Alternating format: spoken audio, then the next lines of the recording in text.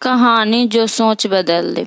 एक राजा ने अपने सैनिकों को सड़क के बीच में एक बड़ी चट्टान रखने के लिए कहा। चट्टान को बीच सड़क में रखवा कर राजा ने अपने सैनिक से छिपकर उस चट्टान पर नजर रखने के लिए कहा कि देखना उस चट्टान को रास्ते से कौन हटाता है। लोग उस जगह पर आते रहे और जाते रहे, लेकिन किसी ने भी उस चट्टान को रास्ते से हटाने की कोशिश नहीं की।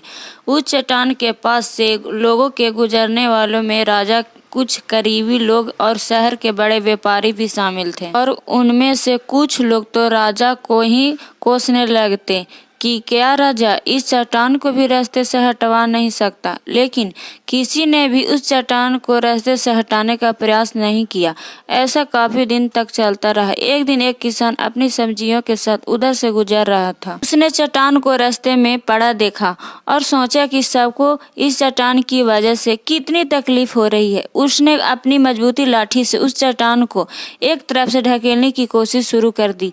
काफी कोशिश के बाद वह उसे सड़क से हटाने में कामयाब हो गया। चट्टान रास्ते से हटाने के बाद किसान अपनी सब्जियों को उठाकर जाने वाला ही था कि अचानक उसकी नजर एक पोटली पर गई, जो ठीक उसी जगह पर पड़ी थी जहां से उसने वह चट्टान हटाए थे। उसने उस पोटली को खोलकर देखा तो उसमें सोने की कई सिक्के थे, और उन्हें सिक्कों के साथ राजा का एक संदेश भी था। इसमें लिखा था कि ये सोने के सिक्के उनके लिए है जो इस चट्टान को रास्ते से हटाएगा। दोस्तों, बिल्कुल ठीक इसी तरह हम सबके लाइफ में भी कई परेशानियां आती है। कुछ लोग तो उन परेशानियों से बचकर निकल जाते हैं, और कुछ लोग रास्ता बदल देते हैं, और चंद लोग ठान लेते हैं कि उन परेशानियों को हल निकाल लेने की, और ऐसे ही लोग मुश्किल में संभावनाओं के पीछे अवसर खोज लेते हैं। मजबूत इरादे और नेक दिल के साथ किए गए कोशिश के परिणाम हमेशा ही अच्छे आते हैं। इसलिए जीवन के परेशानियों से घबराओ